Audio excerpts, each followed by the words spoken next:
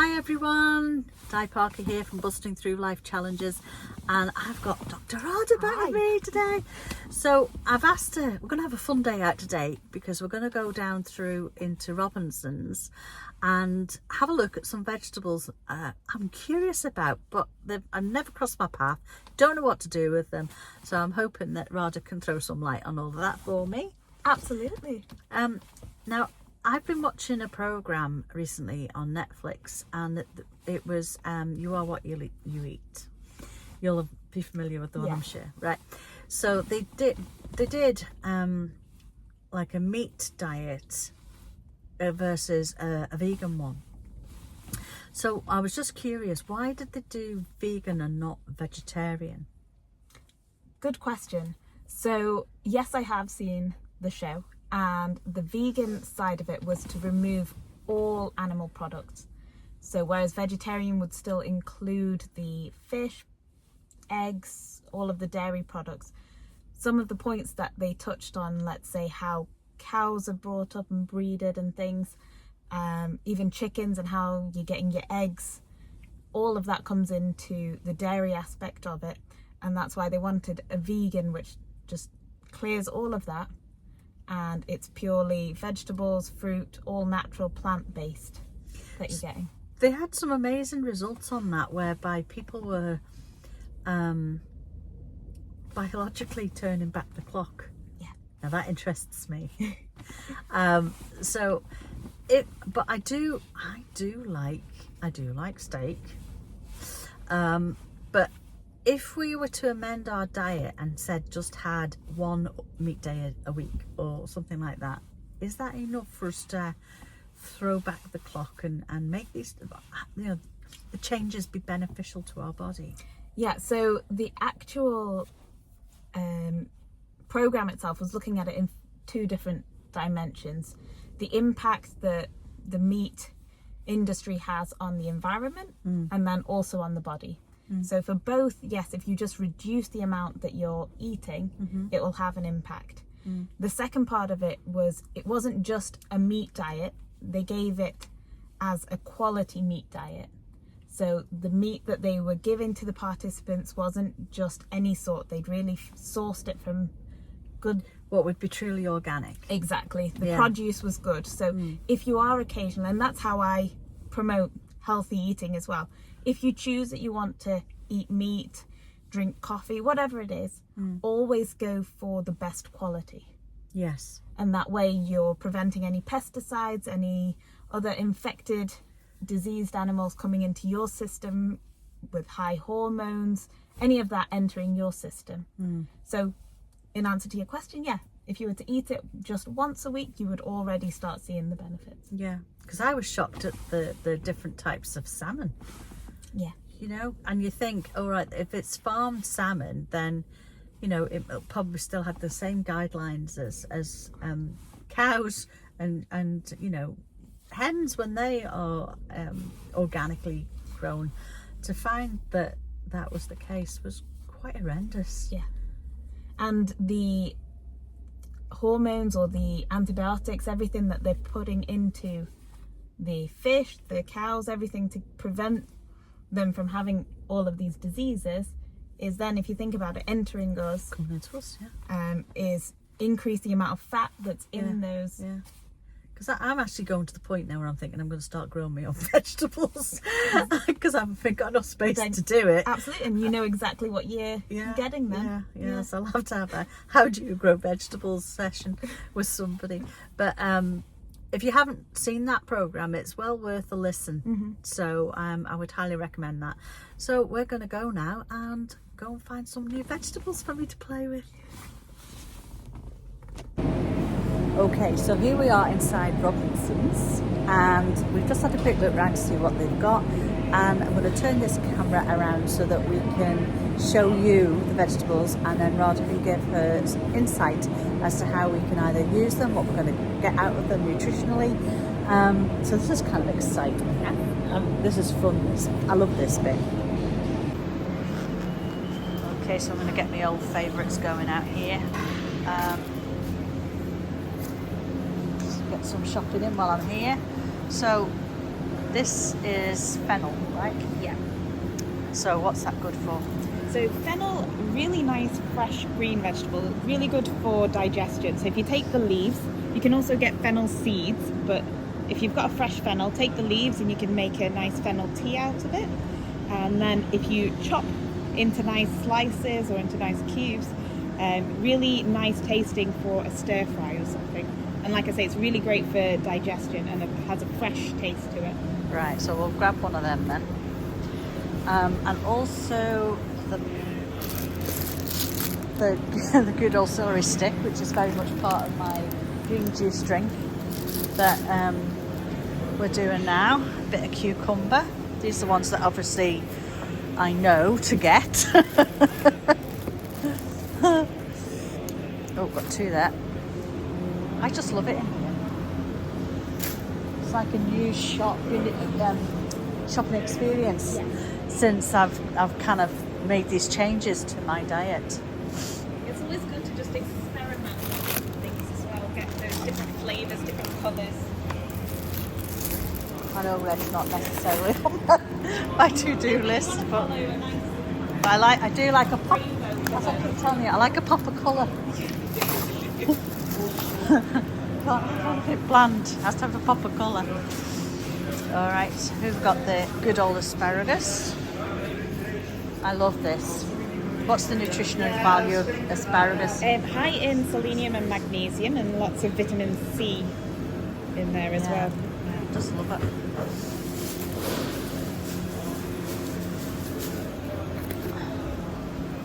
The aubergine, I always find that's a bit bland. The aubergine. Even just with a little bit of sea salt, or if you cut it up and put it into a nice Thai curry, Yeah. its consistency just helps thicken up curries. And it's, again, all of these sort of dark vegetables, dark leafy greens, the maroons like beetroot and things like that, high in antioxidants, which is cancer preventing, gets rid of all the bad toxins in your blood. I must admit, I never thought to use it as a thickener for a curry. Yeah, again, like you say, because it's got that neutral taste. If you chop Okay. it down, I'm going to give that a whirl then. It down. Give that a whirl. I'm all right for the usual. Now I've got over here some interesting ones that I've never actually seen before. Yeah, these are all nice exotic vegetables and what we'd call root vegetables. So you've got here yams, which are basically big sweet potatoes. So cook them, chop them down. You'd have to take off the skin and then cook them as you would sweet potatoes, make them mash, make them roasted. Next one is cassava, very popular in African countries. And again, a root vegetable, but it's a bit more fibrous than your potatoes, which therefore makes it a little bit more starchy, but really nice consistency, and you can add a lot of flavors to it. So you peel them down, chop them up, steam them, and then either fry them or shallow fry with a little, very simple salt, pepper, some chili and some lemon. Nice little snack to have. Quite tempted to have a go at one of them. Just find a small one. Just make sure they're not too soft. Yeah, that's a good one. Okay, not too soft.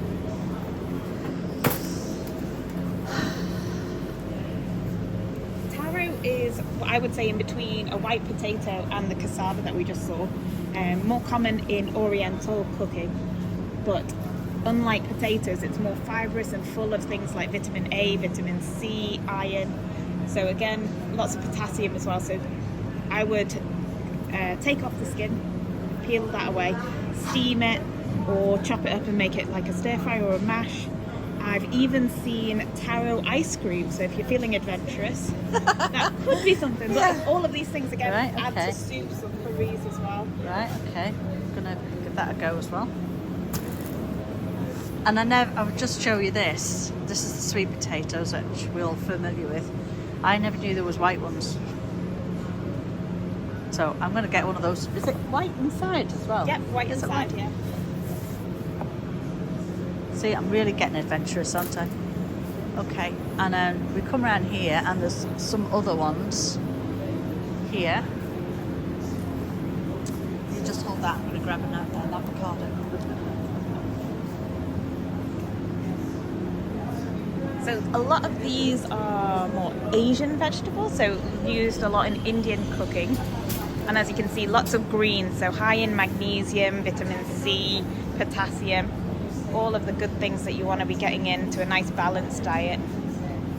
And the wonderful thing too about Robinson's is they actually have the cards above, so when you work out which one it is, you get some cooking instructions with it too. That's pretty handy. So where should we start? Right, this one here. So this one's kohlrabi. I've known about it for a while, but I only first tasted it maybe a month ago. And the leaves are great for either dipping into dips or things, or chopping down and making a salad.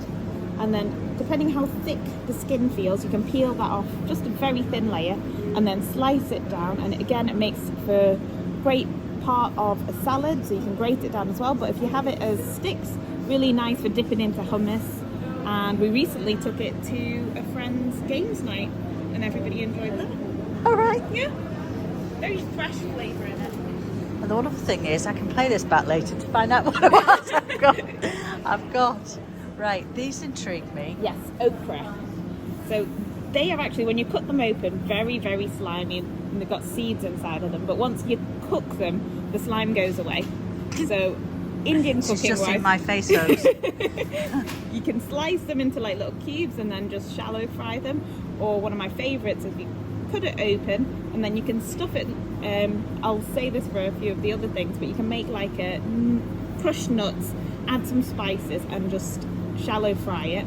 That gives you a nice sort of stuffing to put inside different vegetables, and then you could just put it all in a pot, steam it or bake it, and it gets nice and crispy on the outside, and all of that flavour, the spices from the nut mix, sort of gets infused into the vegetable. Right. And again, nice little finger biting to have. So okra, go for the smaller ones, and what you can do is if it snaps nicely, then it's a good... Right, we'll have that one then. Sometimes they bend like this and they don't snap as easily, so you're having a few of these. Yeah. My family are going to be thrilled with this. We're going to have a whole over the adventurous weekend. Yes. It's a bad week of weekend. eating. Not that many here, so... There you go. I love the bags too that they have in here. Keeps them all dry. Is that good? Yeah. Yeah. Fantastic. Enough for trying. Okay, so what else have we got here?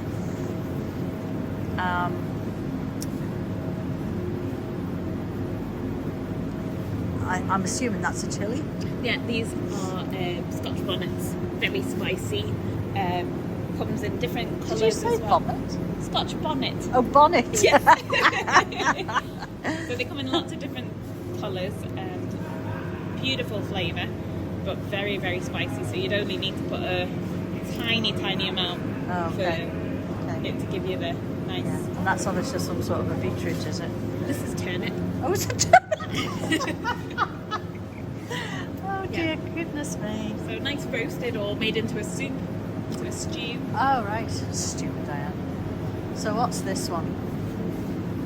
That, I believe, is parsnip, isn't it? Or is it this white mooli? So similar to a parsnip or watercress. It's got that sort of pungent, sharp taste to it. But I would use that mostly in a salad or to make a soup. Oh right. Right, This one okay. is one that we could. Yes. So this is another one that you can stuff with the nut and spices mixture, or you can just chop up and cook. In India, it's used a lot to juice it down and drink it, but it is very, very bitter, and that's why it's used mostly for diabetics. All right. That it clears. I was going to say clears the diabetes. It clears the blood sugar. Makes your insulin more sensitive, makes your pancreas more active. Very good for detoxing as well, but like I say, it's got quite a distinct bitter taste to it. Yeah, no, we'll leave So that it's one for the adventurous. Yes. Now, I just want to come on to the mushrooms.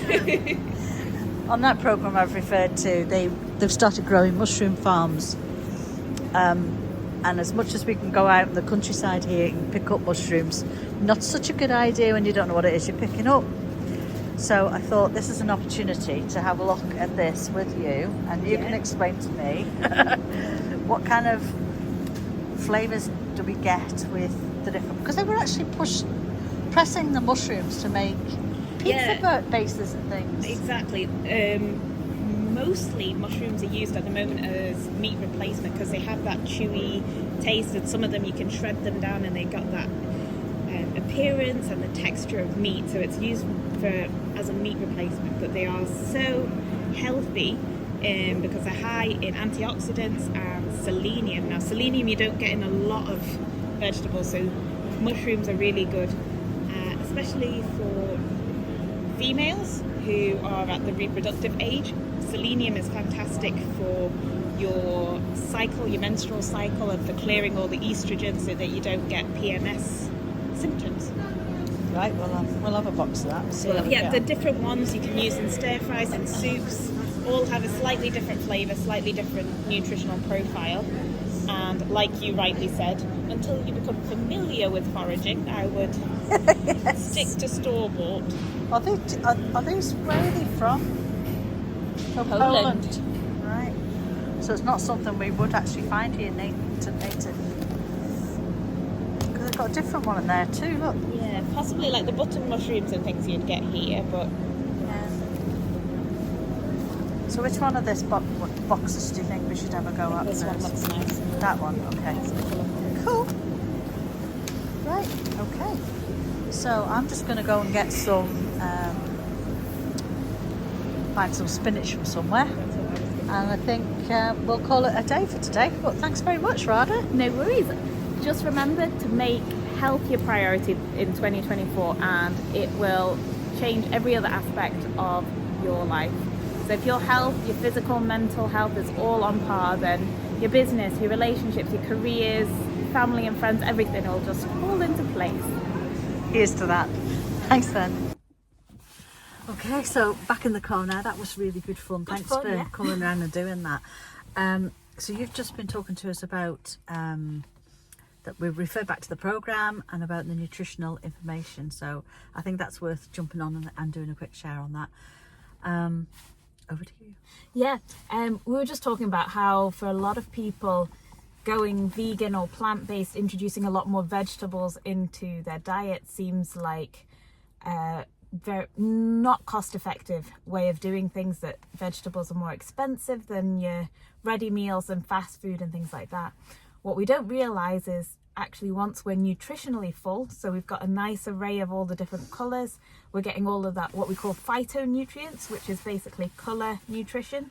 So if you're having a nice rainbow of food, a nice rainbow salad, you're getting all the nutrients that your body needs, so inevitably you'll eat less quantity because your body is satisfied that it's got what it needs.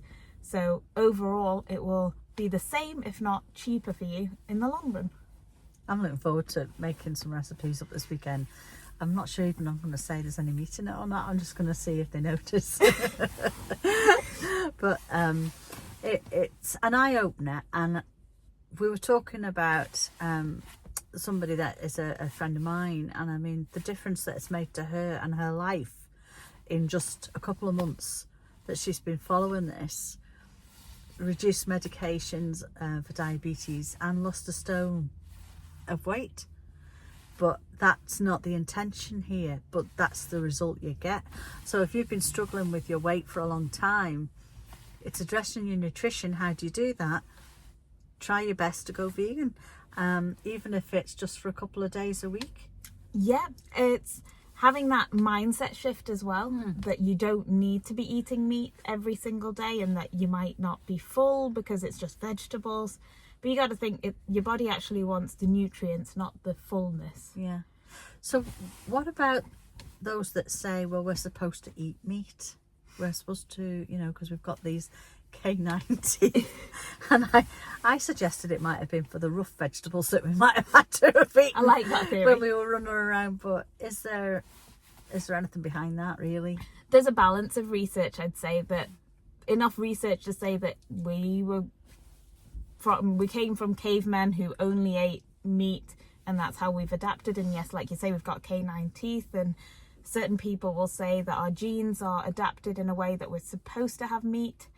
And the other side of it says, well, actually, we did a lot of foraging. We always had plant-based around as well. Plants were always available, and our digestive system has actually become a little bit, not weaker, but not as strong and not as able to digest big bits of meat, because we are more plant-based and we can get everything that we need from plants. And again, people will say, well, you don't get your B12 and you don't get your omega-3s. There's ways of getting it. You just have to eat a bit more of something rather than just one hunk of meat. Yeah. So that's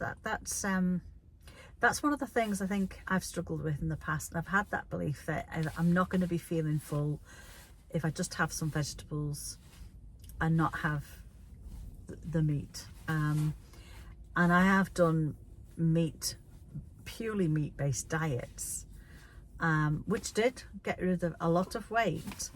But as that program was showing, it wasn't going to be doing my insides any good. No. Which is a bit of a worry, because there's a lot of people follow those diets.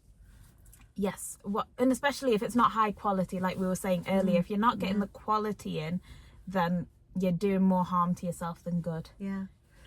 So I think with vegetarian, because I know a few people that have gone vegetarian, for example, but they haven't quite, I've not seen a shift in how they are when I see them again. Yeah. Not like my friend we were talking about. So is that shift is also from vegetables to vegan? Yeah, so vegetarian, depending how you choose to take that, would still include all the dairy and things like that. And we can go into more detail about it.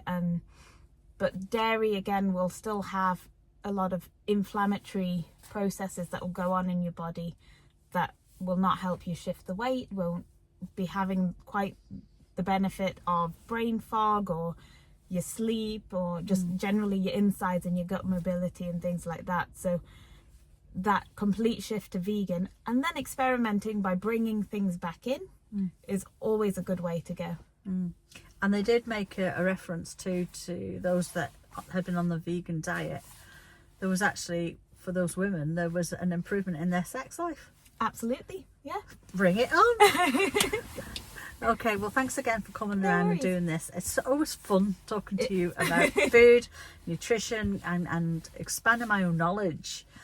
I know that we've just found another aisle that we hadn't been down, so we'll come back at some other point and have a go at that too. But thank you very much, No Radha. worries. Thank you for letting me share my passion and love for all of this.